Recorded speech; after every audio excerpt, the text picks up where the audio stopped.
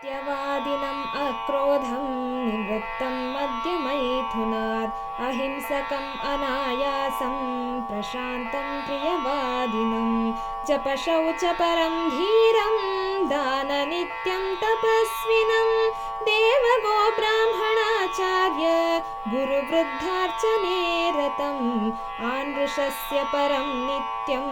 नित्यं करुणवेदिनं समजागरणस्वप्नं नित्यं क्षीरघृताशितं देशकालप्रमाणज्ञं युक्तिज्ञम् अनहङ्कृतं शस्त्राचारमसङ्कीर्णं मध्यात्मप्रवणेन्द्रियम् उपासितारं वृद्धानाम् आस्तिकानां जितात्मनां धर्मशास्त्रपरं विद्यात् नरं नित्यरसायनम्।